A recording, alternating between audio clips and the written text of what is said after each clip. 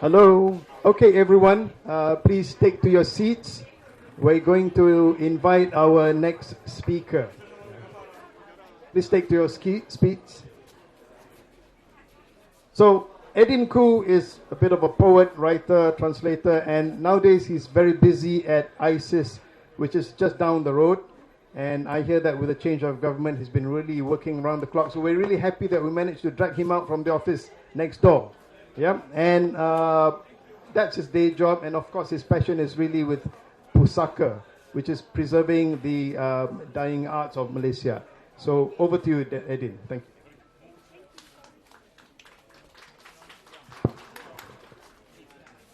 you. Thank you very much. Good morning. Can everyone hear me at the back? Yeah, okay. Thank you very much to Taman, Tugu, the library initiative, for inviting me. And when I received the original invitation, it was to speak on behalf of my father, who is the country's national historian, Khoo Kim. I shan't do that. I shall try and speak a little about what I think Khoo Kim represents. And, for as much as I was incredibly close to him, I was also, I think, one of his sternest critics. And my mother will attest to the fact that, and this speaks volumes for my father's sense of the democratic, because we had quarrels, and really, really stern and fiery quarrels sometimes, but specifically about historical approaches. And the question of national history itself. I don't think I need to illustrate further on the origins of Kuala Lumpur. I think that was done so splendidly by the three speakers before. But my vocation is that of journalism. And so rather than elaborate and try and illustrate on fact and the undulation of history, I will attempt to drag the history of Kuala Lumpur into its polemics, because that's what journalists do. The title of my talk was "Who's Kuala Lumpur?" And for that, I think we will have to fall back a little bit on the work of Khoo Kim and what he had tried to do over the many decades, 5 decades actually, as a historian, and his attempt to not even reconfigure, but really understand history from a local and indigenous perspective. Several years ago, he published his memoir, IKKK, the autobiography of a historian. It was a revelation to him that the book sold so well and continues to do so. Because as a professional historian, and that's how he starts the memoir, he talks about how writing a memoir goes against all the instincts of a trained historian, because apparently memoir doesn't have a real place in formal history. Yet the book had a kind of resonance that he never expected, and certainly the kind of resonance that a lot of his historical writing over close to 5 decades has not met. In fact, a lot of that writing forges, I think, the foundational history of post-colonial Malaysia, and yet it's very hard to find, it's very hard to read, it's very hard to come across. It is not institutionalized in the way that it ought to be. Yet he is an ever-present personality in any discussion of history today. And unfortunately, it's a history that I think he would find extremely difficult to comprehend. A history of TikTok and Instagram posts and half-wit opinions in WhatsApp groups that we encounter all the time. So, for example, when Professor Khoo talks about Malaya as the land of the Malays, as encapsulated by very, very animated discussions that were going on at the time of citizenship, people think he's advocating Ketuanan Melayu. although the clip is but a 35-second clip of essentially what was a 90-minute interview. I think when my father passed, he was in great despair at the state of history of this country, not only because it was not seriously grappled with and devoted to and committed to, but history had become a kind of fantasy for just about every community in this country. We know that the great battlefield of Malaysia is history, in the sense that history is where the great psychology, I think, that besieges most of Malaysia's public discourse is located. That is victimology. And every community believes it is the victim of everybody else. And this is an enduring thing and seems to be refracted in so many things about the history of Malaysia, the origins of Kuala Lumpur. I find it quite interesting. When IKK came out, I had a very curious comment from a young reader. It was an irritating comment, but I didn't take it in irritated way, because he said, "Why do you name the book after the Ku Klux Klan?" And I said, well, KKK is what he's very popularly referred to in the press, in people who debate history, in people who debate him all the time. And it has nothing to do with the Ku Klux Klan. It is a clan name from the Ku Kongsi, from which Salma also emerges, though we are not related immediately. But it seems that we are so persuaded by American impressions of what history is or should be. Hence also, I think, my great debate that I had with him about this question about the founding of Kuala Lumpur. And Lucas's book is masterful, yeah, it's absolutely masterful. But I was quite troubled that very few people read it, and everybody was willing to wade into the controversy about, exchanging Sultan Puasa for Yap Aloy. And then, my father got into the debate, and sometimes I asked him, why do you bother? Because you need to illuminate, you need to clarify. And a very important contradiction is here. Fact. Yap Aloy was the third Kapitan of Kuala Lumpur. How could he have been the founder of Kuala Lumpur is the one argument. The second argument is, why does that in any way diminish his role and importance in the evolution of Kuala Lumpur as a city? We are not and should not be like the United States, in which a lot of historical polemic has been located over the years. We are not a community and society of origin myths and founding fathers. We are essentially a society that is highly evolved. In my own personal work, I have always found that the terms we use to approach our diversity are very, very limiting. The word plurality. It's a sociological term, British creation, sometime at the turn of the century. Diversity, multiculturalist. These are all not terms that really reflect our kind of wildness. I am very obsessed with the concept of trying to create an intellectual concept that is rooted in the idea and the realities of mongrelization and bastardy. That essentially is, I think, what our connections are and confluences are. I come from a mixed child, so I don't have a problem with that B word. I was called it all my life as I was growing up. And so today wear it quite proudly. But that is the kind of nature we're talking about when we talk about, Orang Asli started first. And, I always make a joke that maybe the guy who set up the first ATAP house on the banks of the river should be acknowledged as the founder of Kuala Lumpur. But we really miss the point. And I think one of the things that the greatest contribution that my father made, I'm going to keep a watch on the time here.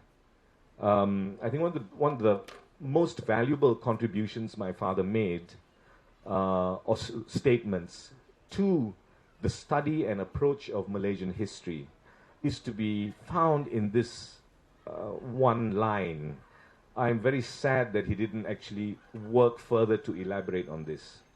And he said Malaysians have to refrain from engaging and thinking about a history of contributions and start to think of a history of roles. This is especially resonant and has a lot of meaning if you exchange these English phrases for Malay. Yeah. Peranan sejarah dari segi sumbangan dan dari segi peranan. So he hardly ever, when he lectured, and a lot of times in Malay, ever used the word sumbangan. I suppose that was to illustrate a point that history has to be dispassionate, and you have to take a kind of step behind and look at things within a complete perspective. The battle of history is not only located in Malaysia. I understand that we in Malaysia, when we talk about history, often feel like we are Alice in a rabbit hole, going down the rabbit hole. And you keep meeting Tweedledee and Tweedledum, saying the same things in opposite ways. So I think that idea of the role as compared to the contribution is a very important philosophical shift that the country needs to make. And the other thing that Kuke Kim said, and I think he said this in a forum with Dato at UKM, and this was not, it was about Yap Aloy, and I think he started off his talk by asking, why are we still talking about this? Because there is so much else of Kuala Lumpur to be written. Yeah? And there's so much else of history, Malaysian history, to be written, not rewritten. People are so obsessed with this idea of rewriting Malaysian history. There's a lot of Malaysian history that has been written that can be grappled with, and nobody knows it, and nobody is looking for it. Dato' Anibalo's book, which I reviewed in 1995 for The Star, is an outstanding kind of study, biographical study. Also, very important because of the lack of real biographical studies in the landscape of Malaysian history. I think so much has to be devoted into those kinds of things. Let me illustrate how this problem comes to life. In the last elections, and I've been doing this for many, many elections, treading across the country and speaking to people on the ground. So a lot of my work is located in exactly that thing my father was quite dismissive of sometimes, which is orality. Yeah. And he stressed a great deal of empirical on, you know, and my fight was always, well, there's a whole other dimension that needs to be grappled with in terms of adjusting and coming to terms with our historical attitude. It's impossible, for example, to get rid of myth if you want to understand the nature, the psyche, the psychology of Malay history in particular, or much of Asian history, which for a very long time was not rooted in fact, apart from the Chinese. I mean, it could be argued, but not rooted in fact, but really rooted in values, in a certain kind of morality, in power struggles, in power plays. I'm a trained archaeologist, so we try and understand how we grapple with history that is located in myths, right? How could Jayavarman, in Angkor, live for 186 years? It's quite mad, but it's the perspective that is required, a different kind of perspective.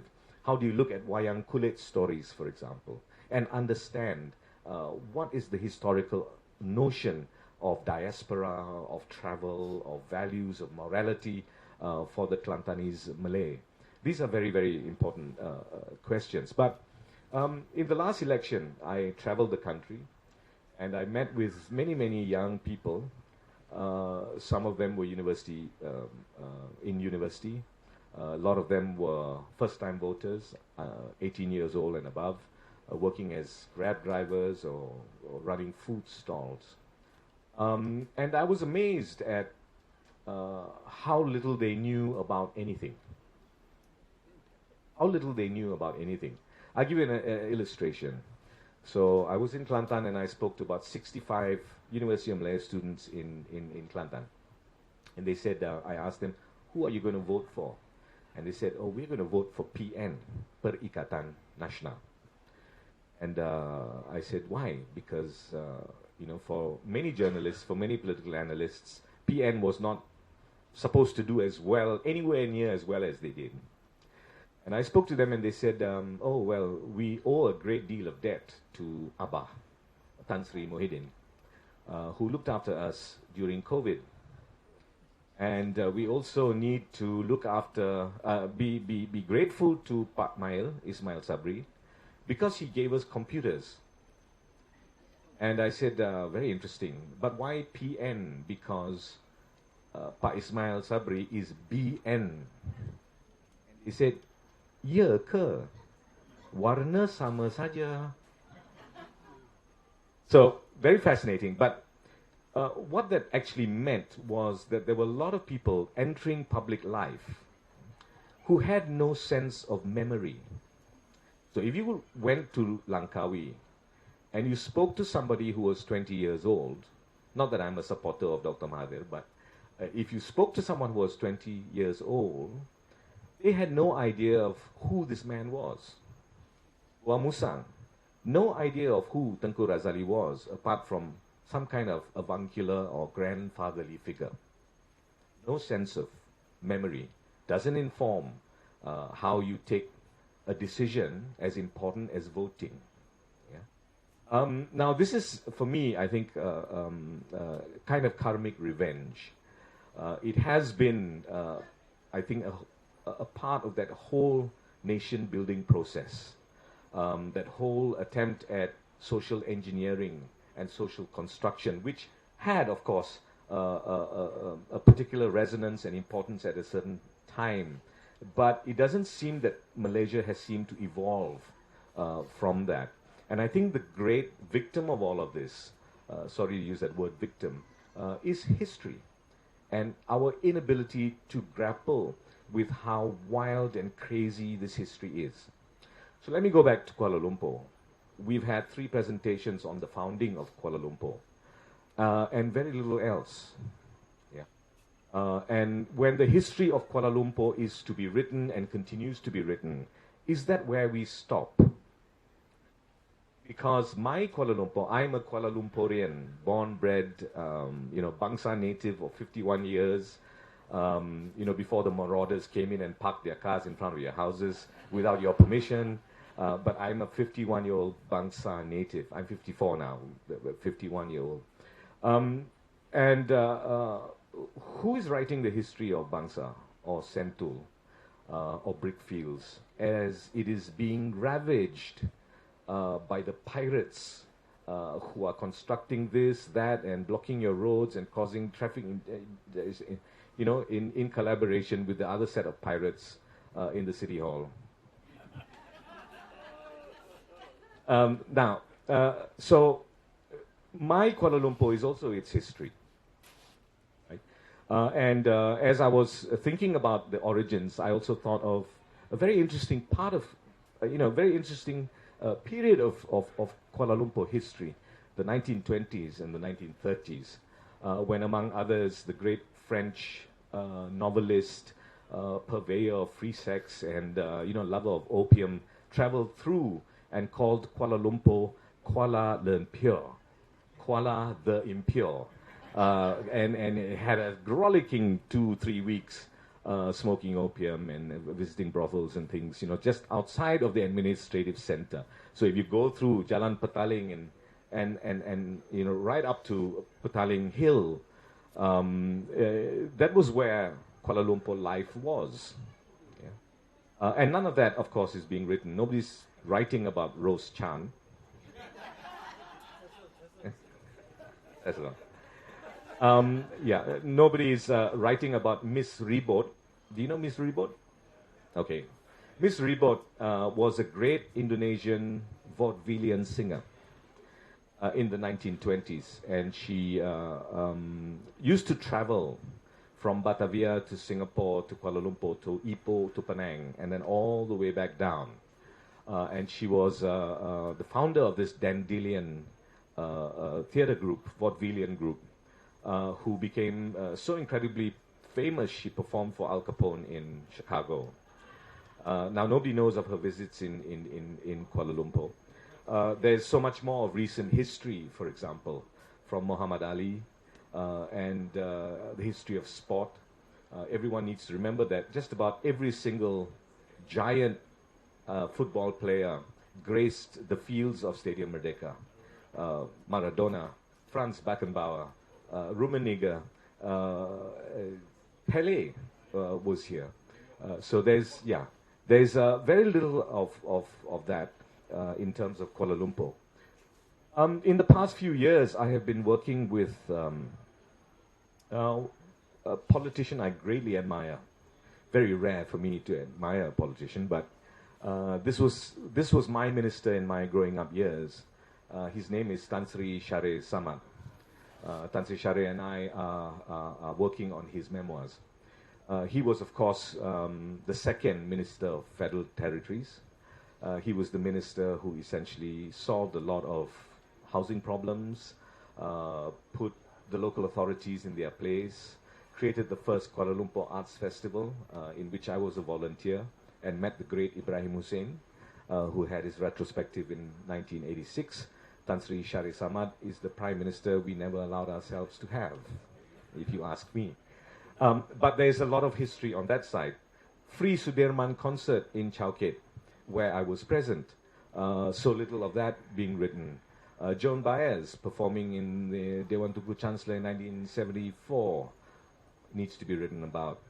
Duke Ellington performing in Dewan Tugu Chancellor in 1972 needs to be written about.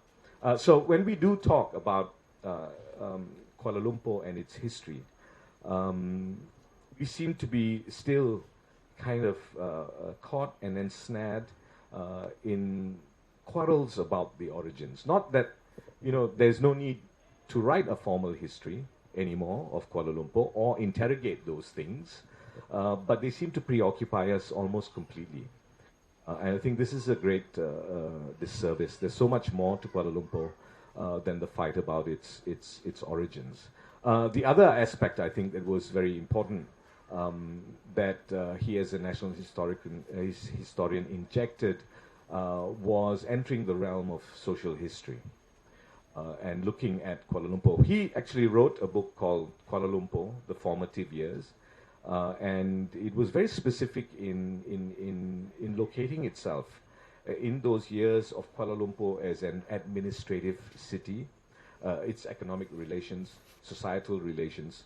When I read it first, when it came out in 1996, and I was very obsessed with political history, I found the monograph very boring because it started out talking about water pipes and electric cables that were used to construct what was modern Kuala Lumpur in the 20th century. So I think reflection, Kuala Lumpur is greatly insulated now as a city. Nobody comes here. Nothing happens here. And when I became a journalist in 1992, 1993, I became one of the first cultural journalists covering the arts and things like that in Wawasan 2020, Malaysia. So we were supposed to be mature and confident. Wawasan 2020, does anybody remember that? None of the university students in Kubang Krian remember that at all. But within a matter of a few weeks, I was able to interview B.B. King and Ray Charles within a week of each other. This was Kuala Lumpur again as a destination for the arts, for creativity, for all the mess that Kuala Lumpur is, and that doesn't take place anymore. So I think much has to be done in terms of telling the story of Kuala Lumpur beyond the point of its origins and into its vast social realities. That is not a reality today. that has always been the reality. I like the fact that Lubis illustrated the point that many Malays considered Malays today would not have considered themselves Malays then. Yeah, so in the process of the collectivization of communities, which happened for a very pragmatic reason, the census in the 1930s, if I'm not mistaken, that kind of hangover has continued to unravel itself in the way our politics has been demarcated, in the way our culture has been demarcated, and the way in which we continue to interact with each other. I like the idea, as I said, of mongrelization, because I think that's the reality of Southeast Asia. It's very hard to speak of pure communities here, and pure this and pure that, anywhere in the world, but in particular here. I think Kuala Lumpur should be seen in that kind of view, and I think that would animate further the study of Kuala Lumpur, not just as a city that has its point of origins in Yap Aloi, but as a society and a city to which you can put your hand on its pulse and look at how it has evolved and what its problems are today. Of course, the great danger, and I'll conclude with this, is that there's so little of Kuala Lumpur today to resonate historically with us. Road names are rubbish. You know, just I may sound a bit hypocritical about this, because my father has a road name, but it's kind of whimsical road names. There is cities unrecognizable, and I think the one thing that is most that betrays Kuala Lumpur the most is this entire push towards homogeneity and sameness in its construction. That is the great lie, I think, of modern Malaysia, and that, I think, is where our energies and our imagination in the country and the city's history has to be located. And I think it starts with my father's work. Thank you.